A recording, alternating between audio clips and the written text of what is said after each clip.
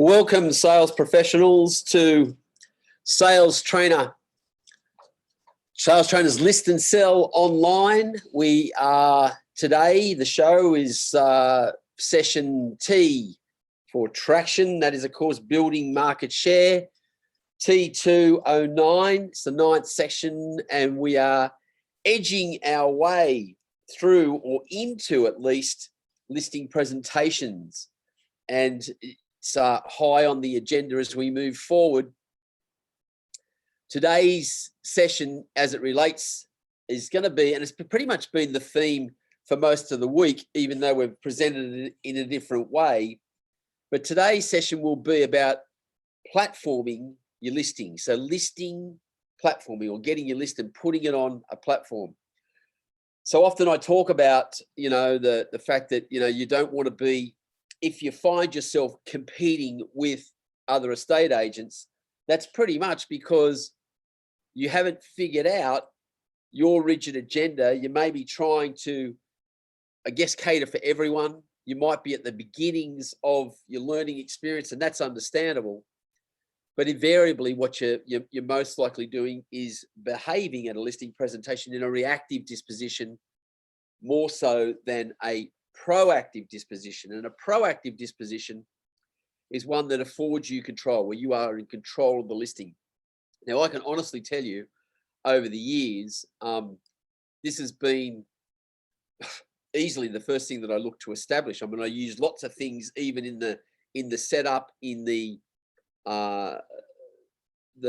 pre-appointment discussion, that I'm just trying to assert control around how things are going to take place, what's going to go on. I'm checking to see if they're cooperative and trying to gauge what kind of client that we have. But today I want to talk about how you create a platform that is essentially of your own design and your own choosing, although I will be suggesting the design of that, which saves the hack work.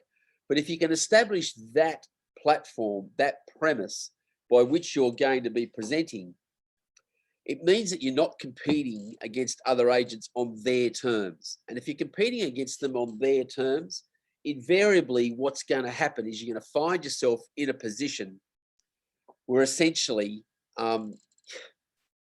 you're having to outdo them on the same things. This just strengthens the fact that, from the seller's perception at least, that all agents are the same. So all you're kind of left with is creating concessions, be it around commissions, be it around your selling fee or your percentages, or indeed marketing giveaways or other types of goodies that you need to put in place, hoping, of course, that the competitor can't match it, and of course that the seller accepts that your offering is relatively unique. So just going around the trap, so one of the big things that we talked about, so that's platforming with Property Careers, our PC3M students, and of course those sales associates that are supporting a peak performance professional, they jump in, and of course new people looking to break in, creating a foothold in the market or rejuvenating a market that they have coveted for some time. And in fact, we even had one of our real estate rock stars, Nick Saparovich, who are those of you that are inclined to jump on, whether it be next week or the week after, we're going to get Nick onto Real Estate Rock and Roller and talk about his ups and downs on the rock and roller coaster, if you like, over the years, and how he's fared. But it's on a prospector school this week, we talked about orientation, and mainly orientation in the sense of prospecting and what perspective they're coming from. And I just believe that we need to back off on the whole concept of trying to win a listing presentation, or worse, a market appraisal, on the premise of solicitation, and focusing instead on getting that to that position by invitation. It's a far better platform all round for everyone if you're being invited into the property. And I hope that you take this on board. But here today we're going to talk about more about when you get that opportunity, when you get to the listing presentation and your listing platform, even though it has the same murmurings in and around how you set up that platform for the presentation, and hopefully it's one that your competitor is going to find themselves competing against you in a reactive disposition. So this means that you can be running your presentation in a more proactive light, affording you control.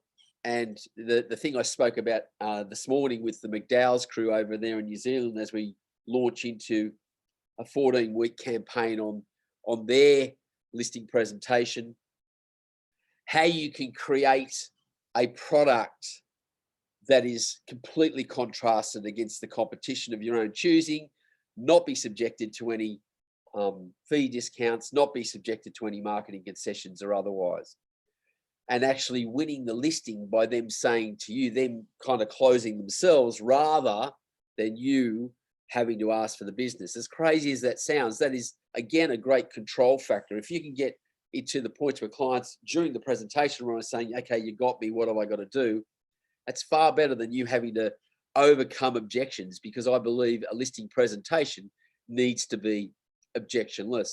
And of course, with the orientation, so what we focused on was basically, this is in prospector school, that in prospecting, just following that pattern, which I know I reiterated last week, you've got to qualify, then identify the motive and keep most of your focus centric to the motive in prospecting. Talk about the motive, put a lot of emphasis on that. From that, opportunities will present themselves to offer good, solid advice rather than going down the path of focusing on price. Then you can start to present your product in the way that you're communicating it with them, so that you then get the invitation to come down and do a presentation, completely sidetracking.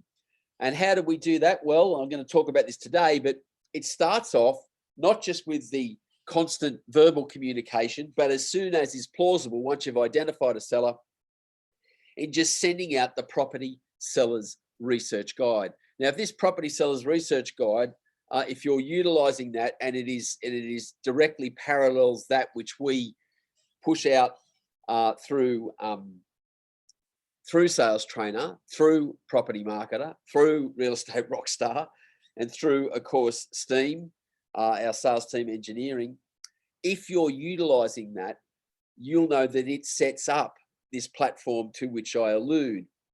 And so often I see if there is a shortcoming around that, it's because the salesperson isn't living that.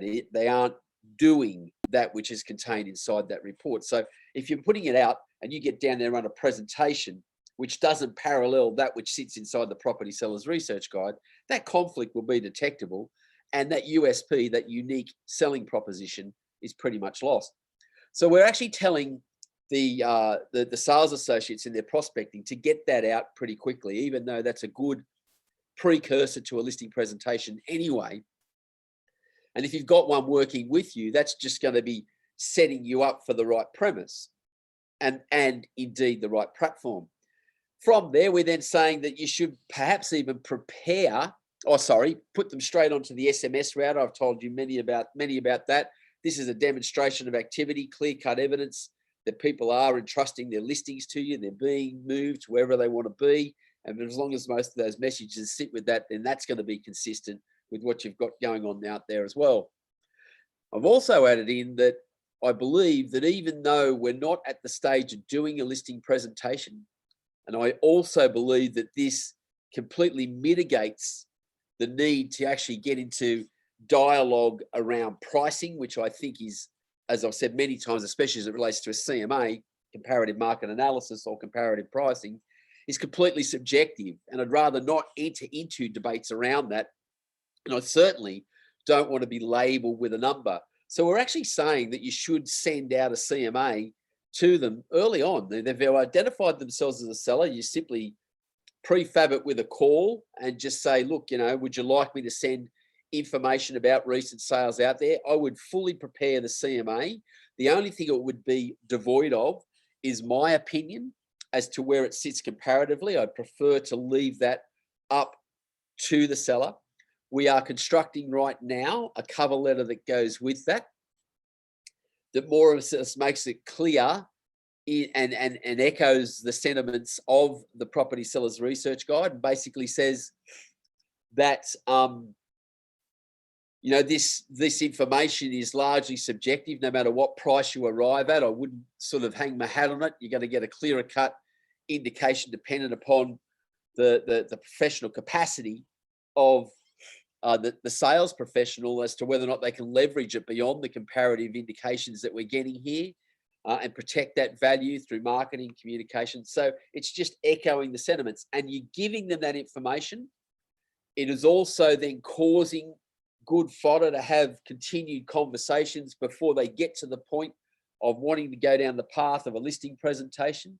This is also averting a lot of the procrastination around lockdown. So you're at least starting the dialogue around where they're going with them, what properties are selling, and whether theirs is better or worse, and how that relates to their motive, all that sort of stuff. So it's only stimulating conversation.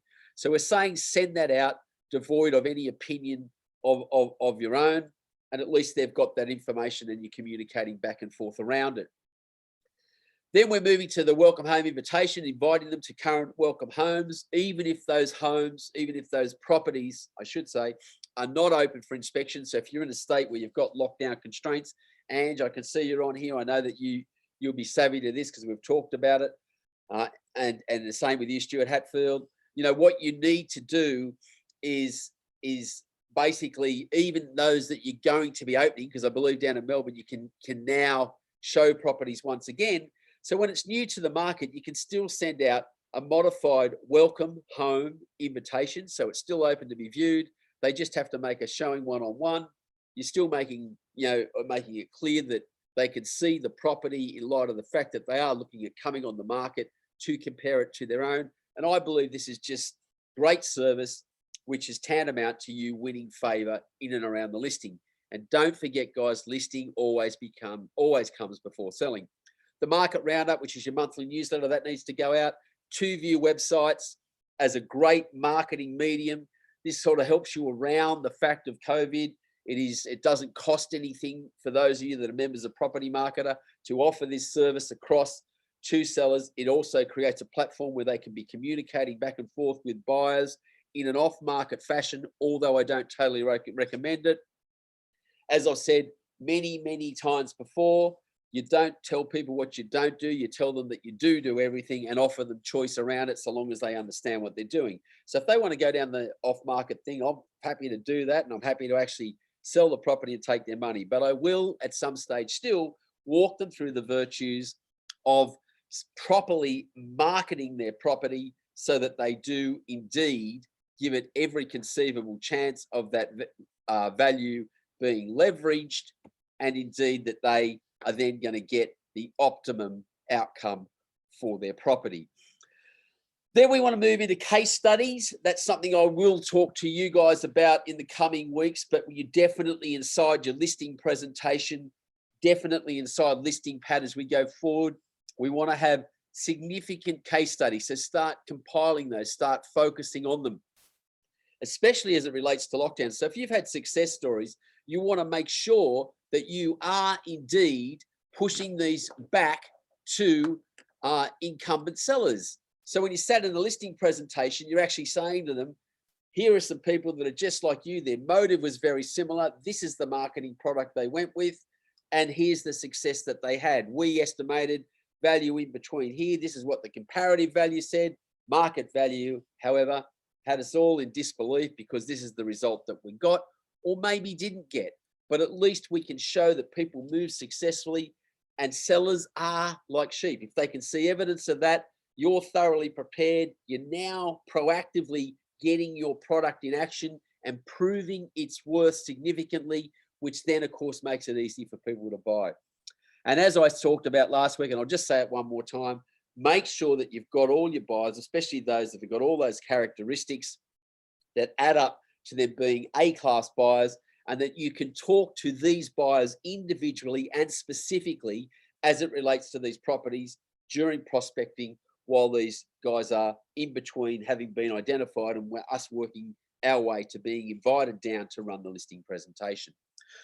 So that was that. At Real Estate Rockstar, we this week we talked again about the property sellers research guide, but more so in the context of presenting a listing education. And it's something I want to draw our attention to here. Maybe not overly emphasize it, because I'm assuming here that most of us have either graduated up or in the early stages of wanting to develop a good, strong listing presentation. And I can tell you how that's done. So before I just get into the Real Estate Rockstar stuff, I just want to talk to you about the learning experience. And it's just only because this is fresh in my mind from having from speaking early this morning, notwithstanding the fact that, you know, for me it was like I got up at 5 a.m. to start at 7 a.m. A presentation, and I'm not sure if I was actually fully consciously there because I'm not a morning person. But I did talk about the process, and I know that I may have alluded to this before, but I just want to get this across definitively. So often people say to me, you know, that they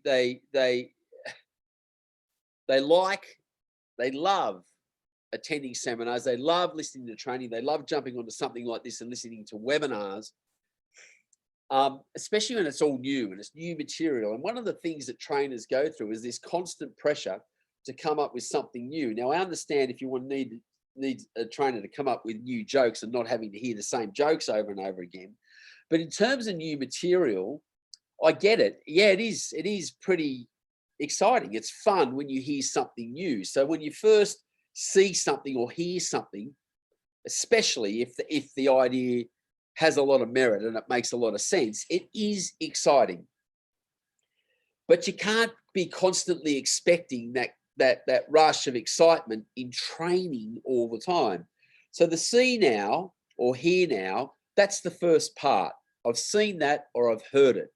And quite often that's how it's fed back to me when it moves to the next stage. The next stage is training, and probably in terms of improving your skill platform or improving your repertoire to the point that it's reflexive, it is mundane. The training part is monotonous. It is like sticking pins in your eyes. It is the least palatable part of the profession. But I like it, and it's no less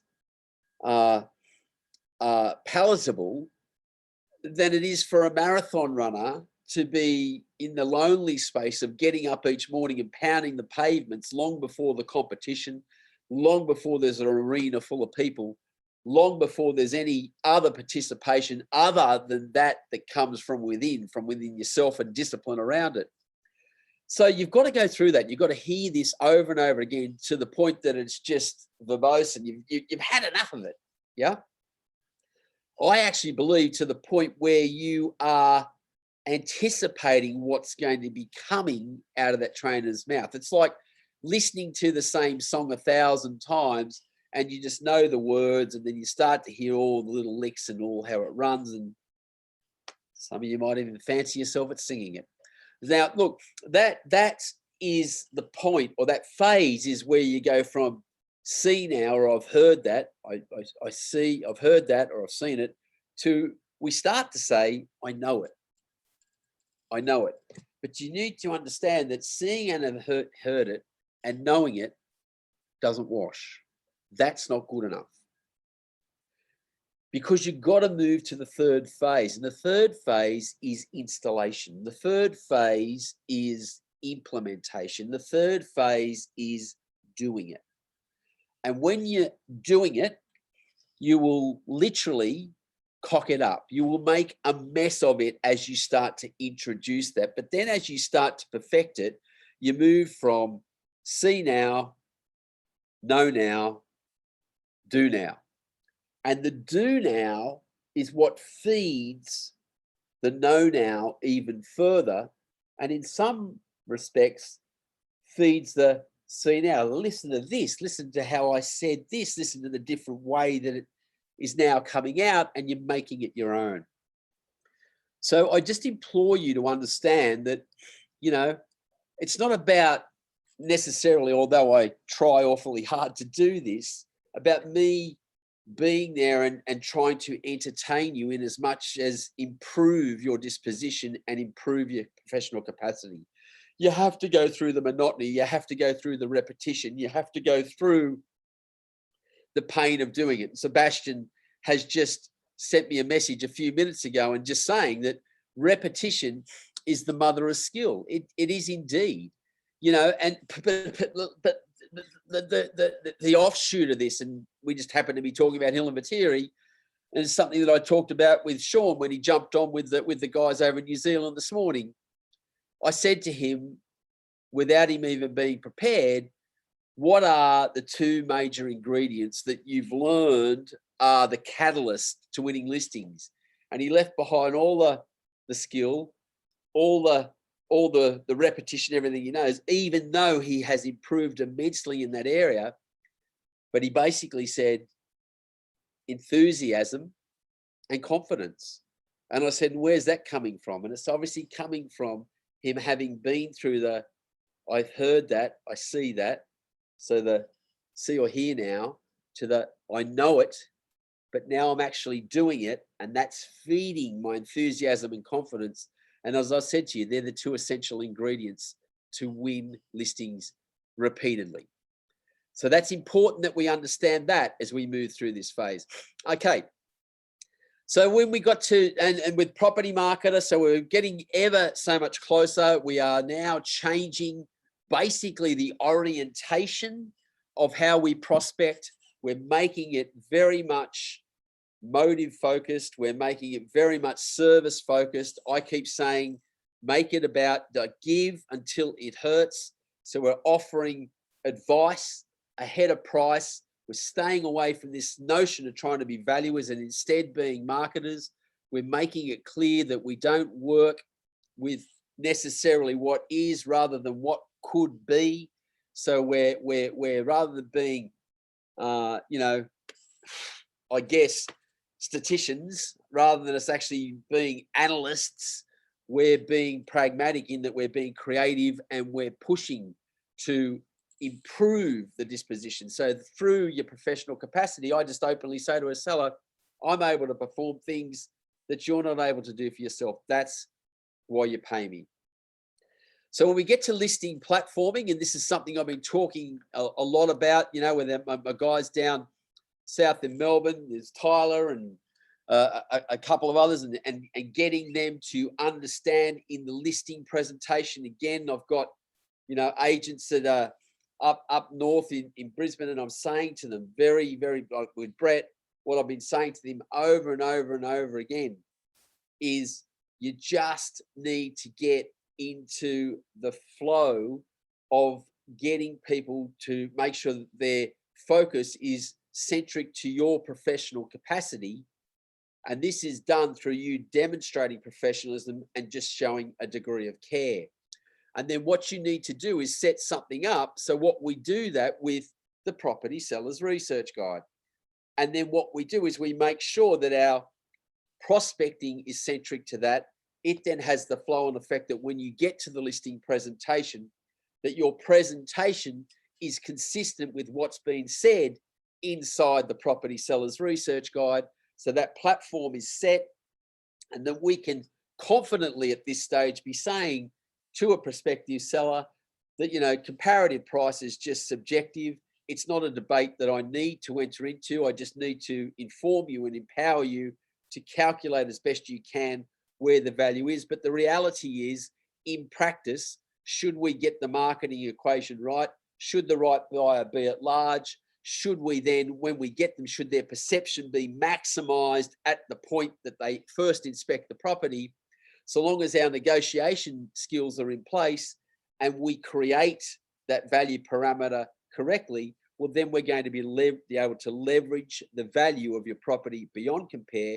But at the very least, when we flip that around, worst case scenario is we'll have buyers that will not pay a penny less than they'd be prepared to pay, or more importantly, to the level of their affordability, because that's the extreme we want to get to their ceiling on what they can afford. And this includes, if they have to, borrowing from mum and dad or whatever else they've got to do, or going back and getting a rejig from their financier or whatever else is taking place, to get them to that extreme. And if we're successful in doing that, that's what you remunerate me for. And then I'll just show you how this sets it up, and for you to be consciously aware of how you then put that in play out there in the marketplace. I'm not going to dwell too much on it, but just rather get you to understand it in the perspective, of how you platform your listing presentation, so that as we start to move through this next week and weeks after, you'll understand where this has all been derived, and everything that you're doing is consistent with what you do moving forward. So with the Property Sellers Research Guide, the very first thing that we talk about here is basically, what's the property worth? How do you arrive at value? And we just make that distinction. If you haven't already, I just urge you to jump onto listandsell.com.au. In the drop-down boxes, look at the one that says Sales Trainer. Even if you're not a member, even if you're not a subscriber, of course you can log on if you are, but even if you're not, you hit the drop-down box for Sales Trainer. There it will show you freebies. Click onto that. Have a look at the recording on the difference between comparative and market value. This is the distinction that we're making here. Two ways of looking at property value. Comparative value is the estimated worth of a property. We then go on to say it is merely a subjective opinion and ignores the value variables. We're going to go to those value variables in a second. Now, if you can echo these value variables or even expand on them when you get to a listing presentation, this will make perfect sense. It is logical. I find it so often that real estate agents accept responsibility for factors which adversely affect price, which have naught to do with them, but shun responsibility for the things that they can control. There's not a person listening to this right now that that can control supply and demand. It just is what it is. If your competitors list a lot more property than what you have, and there's an oversupply, that's going to force prices down, or the other way is going to force prices up, despite what's been happening in the last 3 or 4 weeks. It's like when you see markets fall and people say to me, what's my property worth? I kind of go, well, what time is it? Do you want today's price? Do you want tomorrow's price? Similarly, when it goes up, and we've seen that happening. I was actually talking to someone, I got a friend who's selling a property on the Gold Coast in Queensland. The agents have indicated comparatively under in the 900s, that she's asking me what I think. I had a good look around. I said, I think you're over $1 million. Okay, so we get it on.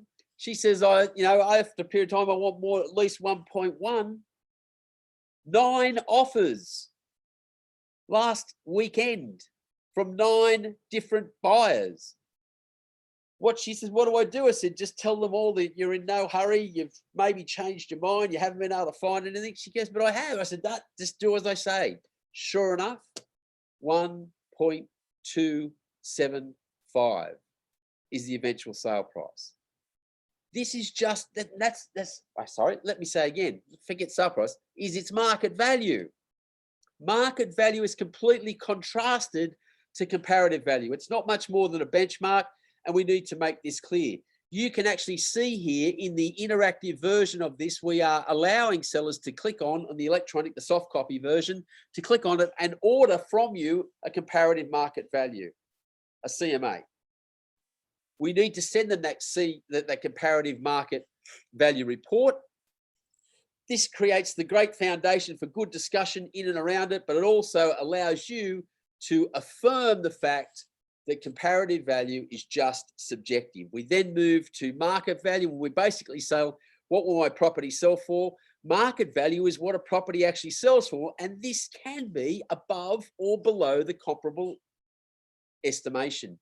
This gives you, as a real estate agent, if you get this orientation across in prospecting, but if you get this platform in place before the listing presentation, this completely vindicates you, because you can just say, I'd rather not discuss the comparative value because I don't want that to adversely affect where we could take the market value.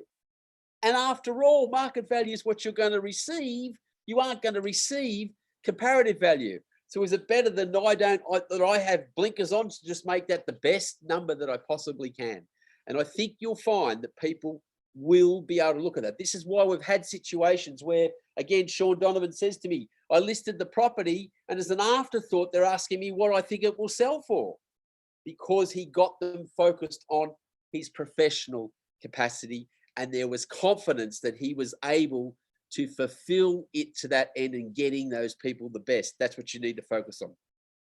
So we say market value can only be determined by taking the property to market. The value variables are quite simplistic. I'll explain these further to you as a salesperson. As I said, you can't control supply and demand.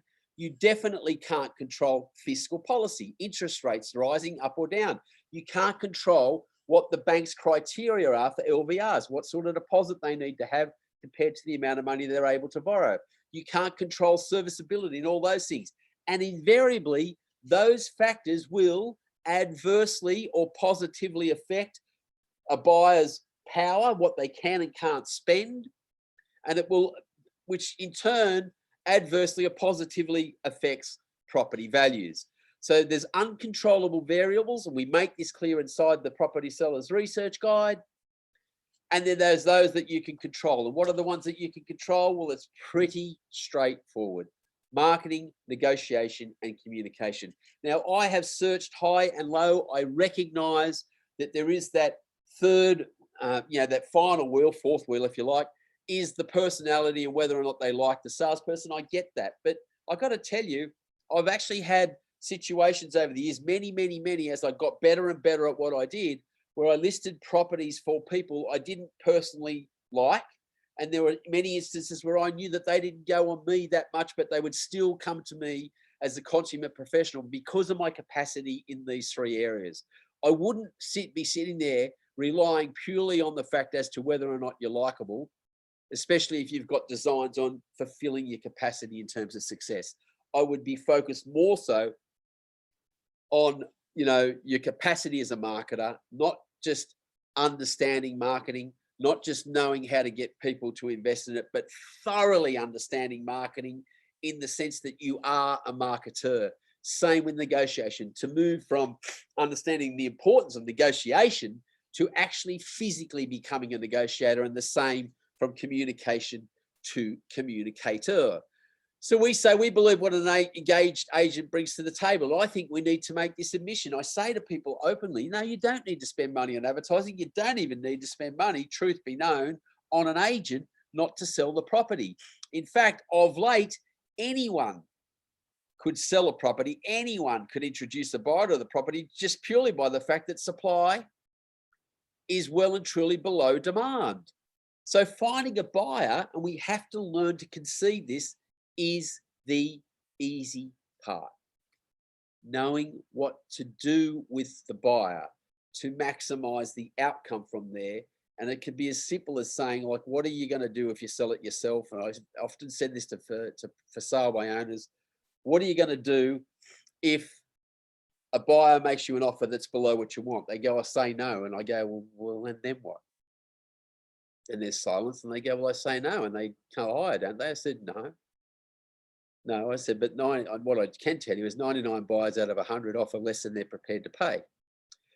And if you say no and no one nearly knows what they're doing, you got to know how to get them from no to yes at the level that you're happy with.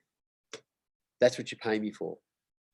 And when I say pay me, here's the other thing. From my perspective, I have to earn it, because I don't get paid till you approve of what I get. So these are just simple ways to set it up. So we say you could sell the property yourself. You could take on all the marketing, all those aspects. And then we go on and say, look, if you are going to go down this route, just give us a call. We'd be happy to give you some advice. And even if they do actually sell, so what? It's going to happen from time to time. Where's the harm in giving them some simple advice? You don't have to overdo it. You don't have to go and sell it for them for nothing, but you can give them advice. And then just clearly say to them, look, the jury will always be out as to whether or not you can get more. But let me just put it to you this way. I see it as my primary responsibility for any seller that lists with me to get a result that covers at least my fee beyond what they'd be able to get for themselves. So the reality is, in a way, you don't pay me at all, I earn it, so you get me for free. Why would you want to take on all this stuff when if you can choose the right agent, have the right agent on board, you get them for nothing? I don't know. So how much should it cost? Well, there it is, and we talk about it down there. How much should an agent cost? That's a tricky question. Start moving this into your dialogue. You don't charge a fee, you earn it. You don't pay an agent, and it says there, we literally earn the fee. You don't pay till they get the price you want, and that covers their fee. When you boil it down, a great agent should cost you nothing because you end up with more in your pocket. There it is, very simplistic. There's the statement. Set that platform, make sure they get the PSRG before you're down there, echo the sentiments of it. You can even say during a presentation, you would have read in so-and-so, they go, well, they don't. Well, so here's what it says. You can pull it up the side and say, there it is. And we are going to make sure that the new version of Listing Pad has all of what is in the Property Sellers Research Guide embedded in it. So the whole message is consistent all the way. Then when you evaluate agents, we say, look, you owe it to yourself. We're happy that you might want to go ahead and compare us to other agents. Here's what to look for. These are the things, and we've pointed them all out. If you make that platform consistent with everything you are doing and saying as an estate agent, you will basically find that you are setting yourself up for the right platform. This then enables us, when we get to the point of presentation, when you're sat at the kitchen bench or the dining table, you can move straight into your preamble, which gives you or earns you the right to be heard, to then engage with the seller and interact. And as we'll be showing you over the coming weeks, to put in place a listing presentation agenda that essentially is objectionless, so much so that you can list any property that you want to list. And believe you me, there are those that you don't want to list, but I'll talk about that at a later date because most of us are not at that stage yet. My name's Mark Dwyer. You can reach me on Mark with a K at salestrainer.com.au, or you can call me on +61 410 592 165. I welcome your inquiry to have a chat to me about setting up on the Sales Trainer Mentor Program, where we will put you in play to have a listing presentation that will enable you, as we say, rather than having to sell this to property sellers, we make it easy for them to buy, and you can fulfill your capacity and be the best salesperson you're capable of being, rather than the one you only think you're able to be. Thanks for listening. Hope to catch you next week.